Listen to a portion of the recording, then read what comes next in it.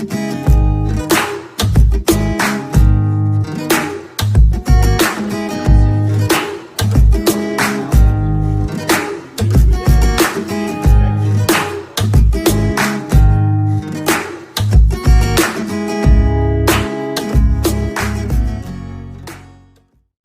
here. I've missed a couple of podcasts, but I'm doing a great job today. But before I get started, let me mention the two sponsors who help us take care of this.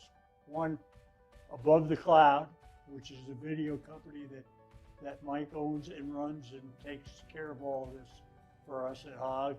And then the other one is our good friends at Williams and Ellaby Attorneys, personal injury.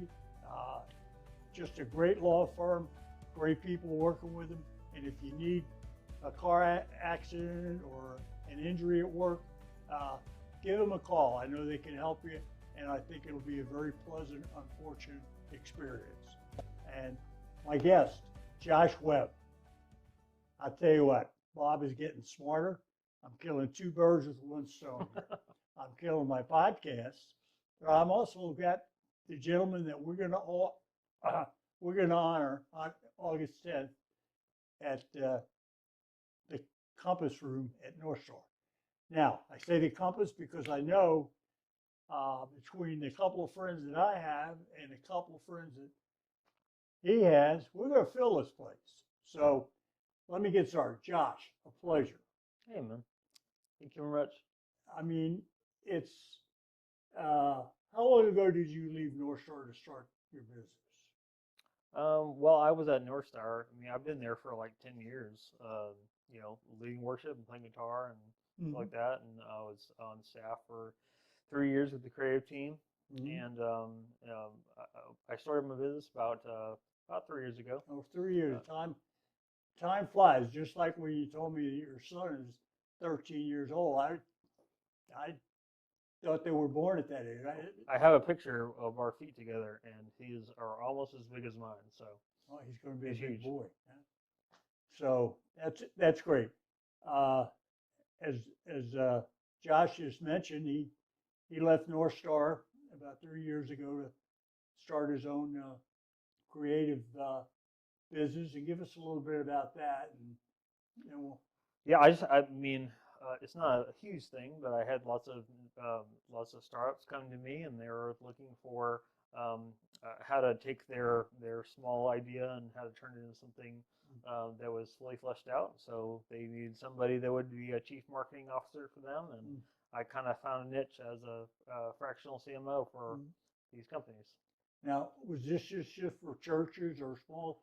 No, it's for startups. I mean, Atlanta has a huge tech community, and they're all searching for talent. So after I end up with 5 of them, I was like, this is a thing. So. Well, you are a talented young man, I'll tell you that. And one of the first times I knew Josh at church. I've been going to North Star starting 13 years.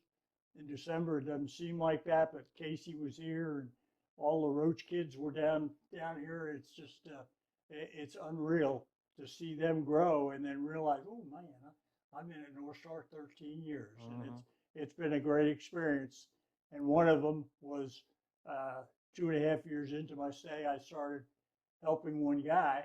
And when Josh was in charge of IT, I was honoring a young man, Bowie, and his mother. I can never pronounce her name correctly. Anya was the storyteller for him, and we did a bit on It's Not About Me, and Emily. I said Emily. It's right person. For who? The video girl. Oh yeah, Mallory. Mallory. Yeah, I was sorry, Melanie. I owe you one. and Josh. We came by and they filmed the thing at the house, and our conversation about being able to give back by taking care of somebody else. And it really was. I never would have thought when I was 10 years old that I would be. Well, God would bless me with a ministry, but it happened. And the thing that was funny was we went into my office, and I know other than Josh and myself, nobody's been in my office, but I have some pictures on the wall, and Josh found a picture that he really liked, and he shot it, and it was the next Sunday. It was going to be on the big screen, and it was part of Mike's sermon about "It's Not About You," which I thought was one of a great series. Yeah, Because absolutely. that's a problem today. I think that we have in not only in churches but outside of churches is that they're not worried about anybody but themselves. And I think with that type of attitude, somewhere along the line you're going to trip. Yep. I mean, it's funny. I think naturally that everybody's concerned with their own life and how things are going along with them, and it's not until you get into some sort of trip up or your life doesn't go exactly how you imagined that you end up knowing that it's really about what you can do for other people. Um, we all pursue things that we think is going to make us happy, like money or career or something like that, and it ends up being that in the end, you end up finding out, oh, I'm only here to serve other people. Right. Yeah. And you're a good example, unfortunately, right now, because let's tell people what happened to you. How many months ago now? Well, Back in about May. well, it's been happening for 10 years, and I didn't know about it. Oh, that's what they said.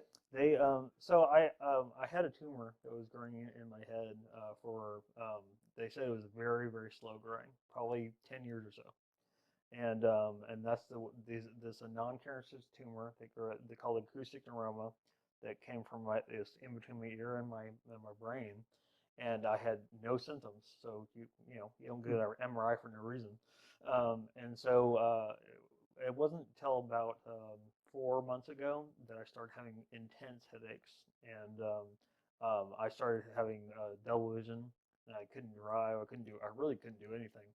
And in the pain, if they asked me what the pain scale was, 1 out of 10, I was like, it's an 8 or a 9.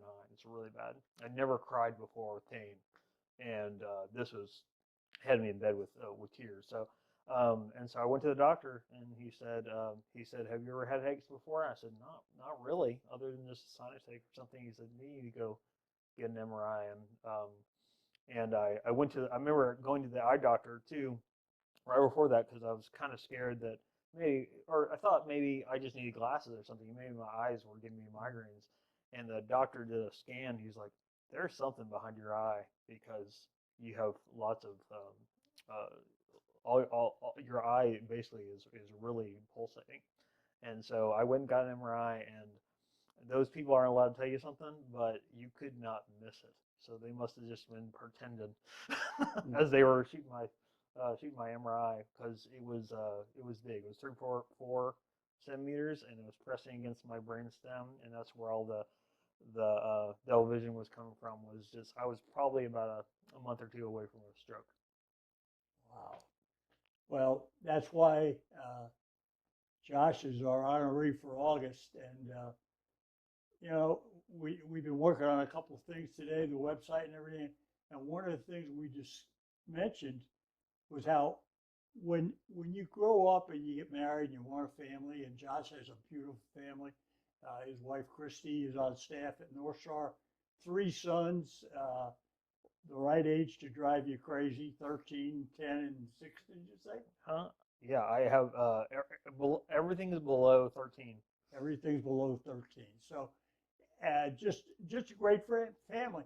And that's the way, as you were small, as you grow up and you say, I'm going to be a dad someday, that's how you wanted to go, Josh. Yep. And I told him one of the things I remember about Josh and Christy was 3 or 4 years ago. Uh, I was reading a post on the Facebook from North Shore, and Christy was on there, and she mentioned that Friday that they had become debt free. And I said to myself, I really didn't know their ages at the time, but I said, for a young couple with 3 little guys, I said, I think that's amazing today that somebody that age could become debt free. and I would say if it's 2% of people in your age bracket, that could be high. But because of that, I sort of started watching Christy a little bit, and what a hard worker she is at North Star with the young children, and she's in charge of the kindergarten up until middle school ministry, and she does a great job.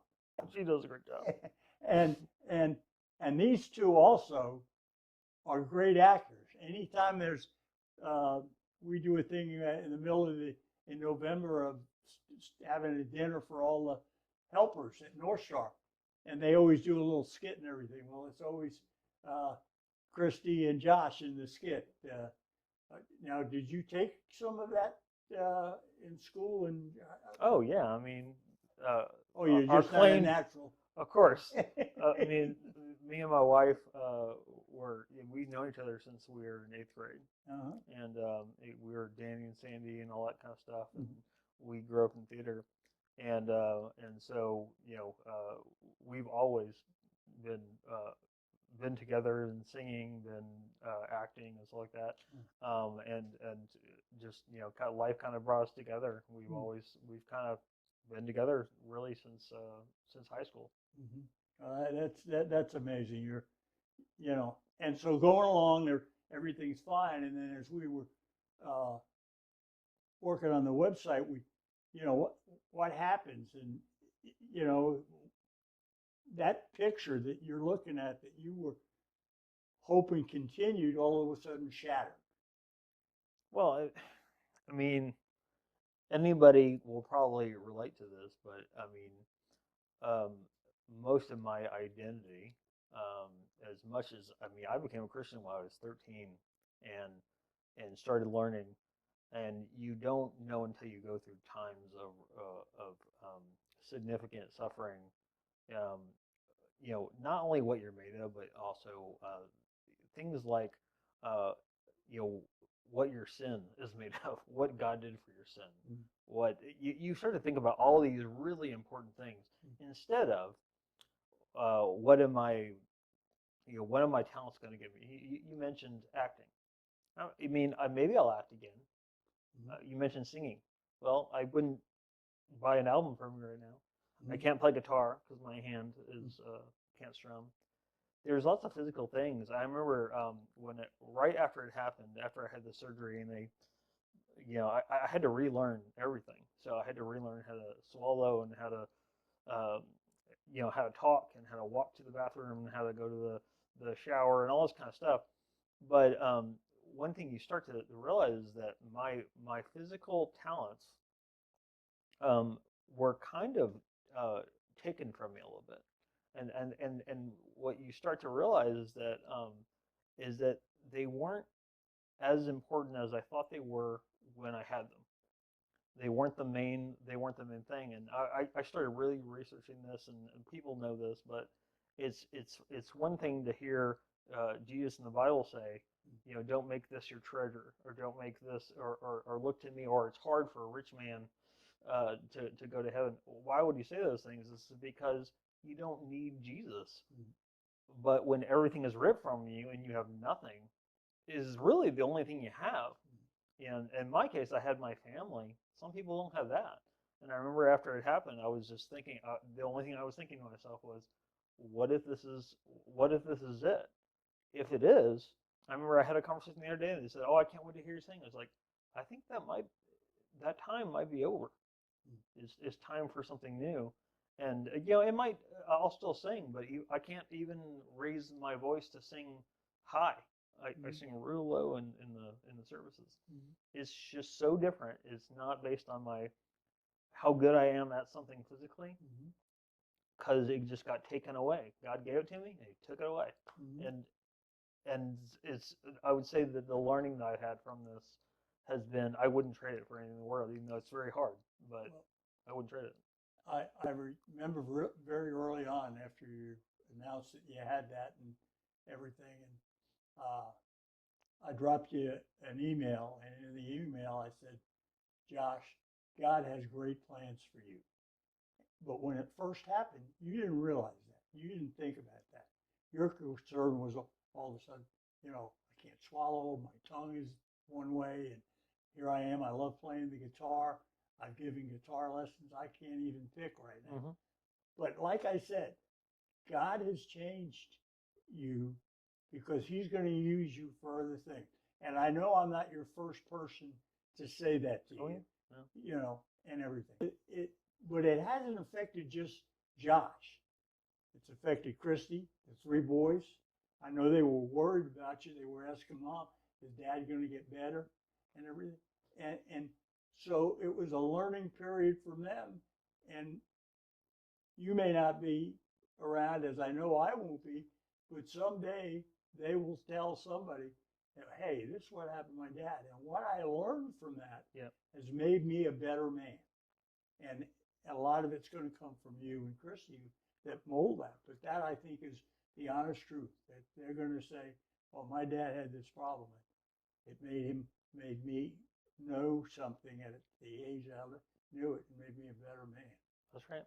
So I know. Right after I got home from surgery, what's weird is that I remember I posted a video of me playing guitar, singing as well with my soul right before surgery, and it was well with my soul. The part that was well with my soul was dying.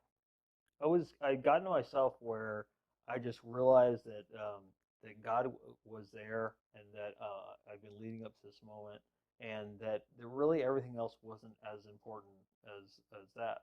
What I wasn't prepared for was the recovery and how weak I would feel. And I don't mean like weak, like you can't just lift things. Although I couldn't lift things. I couldn't walk. Until your wife gives you a shower, I don't think you realize how proud you are, because I felt very vulnerable, and that hasn't the only time I've been vulnerable. I've been vulnerable walking to a restaurant. I have to carry a straw everywhere I go, otherwise, stuff will get on my face. And it's so funny to hear people say, "Why are you embarrassed?" It's like, I don't know. Try smearing something all over your face and see if you're embarrassed. But the main thing is this vulnerability. And I remember when I got back from surgery, for some reason, I listened to this podcast. This pastor, Presbyterian pastor, Tim Keller, which he done a series on, um, doing a sermon series on marriage, and for some reason, I was just kind of drawn to it. It had nothing to do with what I was going with, but he didn't talk about the top 10 ways not to argue or the things like that. What he talked about is that it was a direct correlation to the way your relationship is with Christ is our marriages. It's the best thing we have. Not everybody's married, but it's the best example we have. And the reason it's the best example is because you have to choose to be very vulnerable with that person. And that's what I had to choose with her. I had to let her be my caretaker. She had to help me up the stairs. She had to give me food. There's a lot of things that she had to do to fulfill her vows that she decided to me. And the reason we had those vows is the same kind of thing I was facing with Christ, that sometimes I pray for things and I pray for success and all this kind of stuff. Really he wants me very vulnerable so that I'll be completely submissive to him. And it's not just this selfish thing where he wants to be the number one thing in my life. It's kind of like people get mad at God is jealous. At the same time, he's jealous in the way a lover is. It's like, I don't want you to be around my wife. She's mine. And so there's that's just some of the learning that I've done. I've done so much learning. I mean, you learn a lot in the valley, and I did during this time. But that goes back to what we were just talking about before, about how God made you stronger, and maybe in a different direction. Succeed, but it may not be playing the guitar anymore. Oh, for sure. And you told me a story last week when we spoke about you were either moving or something, or there was somebody carrying stuff out of a building, and you saw them, they had a limp in their leg. Oh, yeah. And tell us a little bit about that story, because I think that's part of where God is moving you. Well, I'll start by saying that ever since I've been at surgery, it's like everything else. It's like you get to the physical therapy for, that I've had a very short fuse. And so if I'm happy, I'm really happy. If I'm mad, I'm really mad. If I'm sad, I'm really sad. I watched Ford versus Ryan, cried like a baby when I watched it. It's like so, and it's not that sad. It was kind of sad. It's not that sad. But this guy came. I was really uh, was just looking through my phone. I found this ad for to come get your junk, and I was like, oh, I have junk in my. They there's a bunch of things that are all over my yard. So I was like, I'll hire this company, and they were from Power Springs, and so they came to my house, and they backed up, and they were just getting the stuff. And the main guy that I sold got out, but then his friend got out, and he was he was walking with great difficulty. And then he was picking up things that were kind of light, and he seemed like he had a hard time picking them up. And as he's walking, it was just like I recognized it in myself. I was like, I know picking up the coffee and having to use my other hand as support because this hand wouldn't quite hold it. It didn't. And it's like that guy has a brain injury. I don't know what it is, but he has a brain injury. And I remember thinking like I just thought to myself, and then I don't like to say that the Holy Spirit always told me, but it's kind of hard to deny this particular case. And I felt a very strong feeling that it's like go and ask him what's wrong with him, and ask you and pray for him. And then I thought to myself, I was like, you'll look really stupid. And the answer I got in return was, how much stupider are you going to look?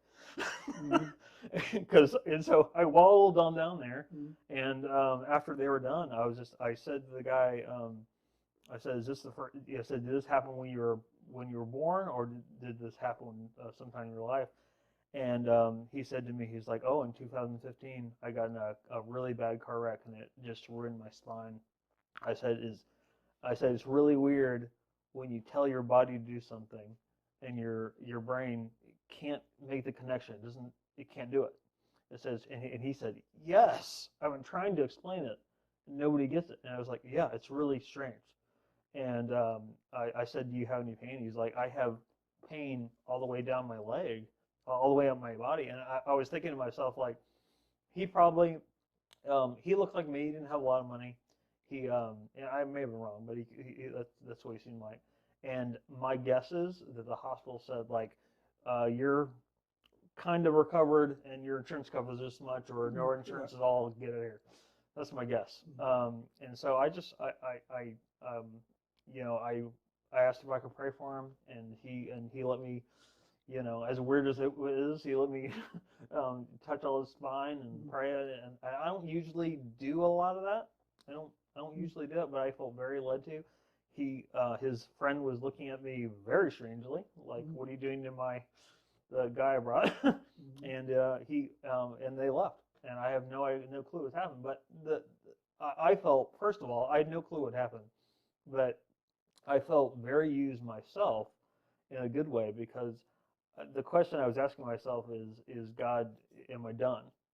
Like, have I done all the things that I'm supposed to be doing? And this is, the hint. And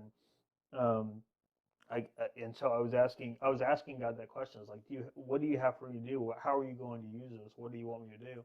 And what came to me in that time was, it's just, I just want you to listen. I just want you to be in step with me. And I have no clue if he did anything with that guy. The main thing was, I heard from what I thought was the Holy Spirit.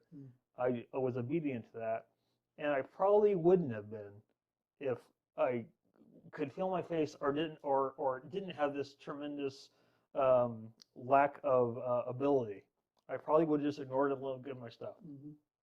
Well, you see, that's what is amazing, and I really think hopefully that guy goes to the doctor, finds something problem, helps him out, but you unfortunately may never see that guy again, and know that it helped him.